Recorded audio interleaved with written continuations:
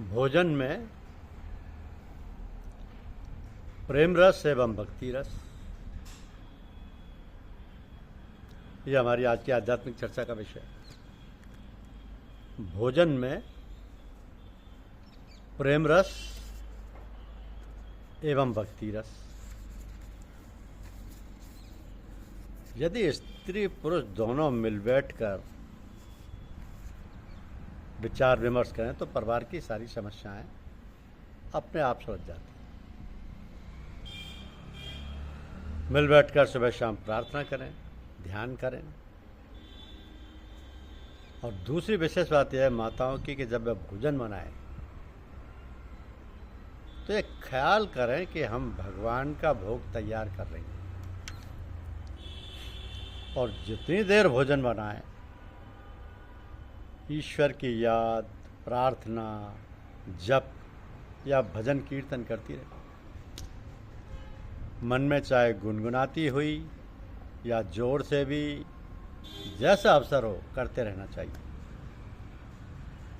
इससे उस भोजन में प्रेम रस और भक्ति रस भर जाएगा। जो भी खाएगा उसके अंदर वही प्रेम और भक्ति की भावना बढ़ जाएगी। फिर खाते समय जैसे भाव होंगे वही भोजन में प्रविष्ट हो जाएंगे, उसमें वही प्रभाव बस जाएगा और उसमें उससे वैसे विचार और भावनाएं तथा आचरण बनेगा। तब फिर जो लोग शिकायत करते हैं कि काम क्रोध वगैरह बहुत आता है, वो सब ठीक हो जाएगा। तो जैसा हम सब करते हैं बच्चे भी उसका वैसे ही अनुकरण करते हैं, और वैसे आचार विचार बड़े होकर उन बच्चों के बन जाते हैं। इसलिए संतान को अच्छा बनाने के लिए अपने विचारों, अपने जीवन के कार्यकलापों के प्रति सजग रहना पड़ेगा। बच्चे हर बात की जल्दी निकल कर लेते हैं। वो तो कोमल हृदय व निर्मल बुद्धि के होते हैं। जैसा कुछ करते धरते दूसरों को देखते हैं उसका वो अनुकरण करने लगते हैं। तो ये देखा गया है कि बहुत से लोग असभ्य हंसी मजाक करते हैं और ये ध्यान नहीं देते कि उनको सुनने वाला अन्य कोई उससे प्रभावित भी हो रहा है। तो जब वही बातें बच्चे बड़े होकर करते हैं तब उनके माता पिता को बुरा लगता है और उसका उपचार पूछते हैं। अब इसका उपचार यही है कि अपने को संयम नियम के सहारे रखो, भगवत भजन करो, अच्छी अच्छी बातें घर में करो, कहो और दूसरों के प्रति प्रेम भावना रखो। फिर देखो इसका असर उन पर क्या होता है।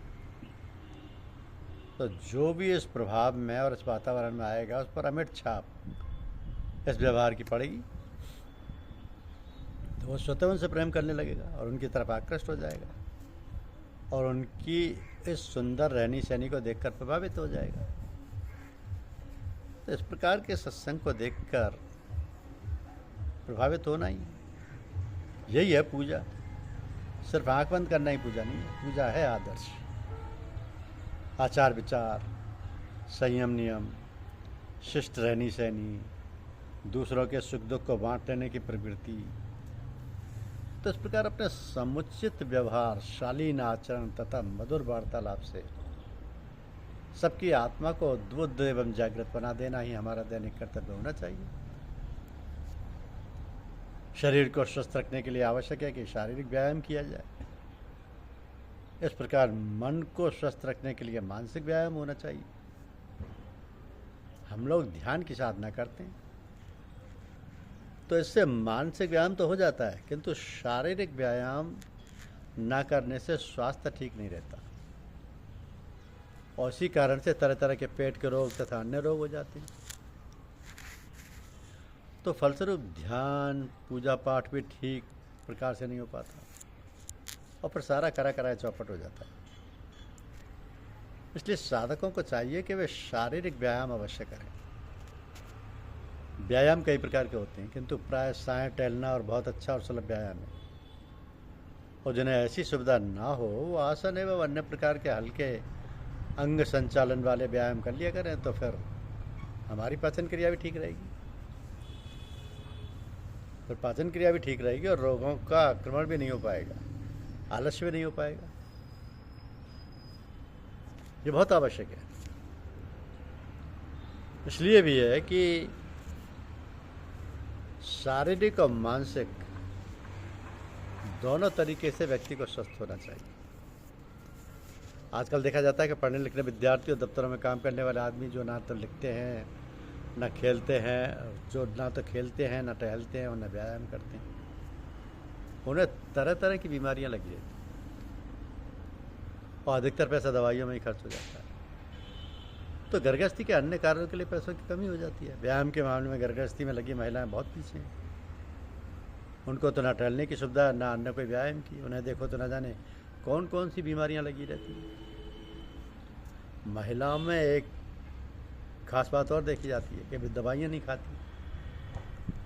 तो जब तक इतनी असमर्थ ना हो जाएं कि उठ बैठ सकें और खा पी सकें, जब उनका ये हाल हो जाता है तो वे लड़के बच्चों की देखभाल ठीक प्रकार से नहीं कर पाती। भोजन इत्यादि भी देर सवेर बनता है।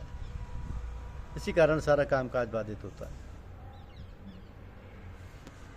तो सब प्रकार हमें अपने समुचित व्यवहार, शारीरिक व्यायाम, शालीन आचरण, मधुर वार्तालाप, सबसे प्रेम पूर्वक वातावरण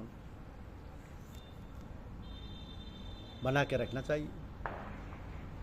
सबकी आत्मा को उद्बुद्ध एवं जागृत बना देना ही हमारा दैनिक कर्तव्य होना चाहिए। धन्यवाद। यूट्यूब चैनल को लाइक और सब्सक्राइब अवश्य कीजिए। शुक्रिया।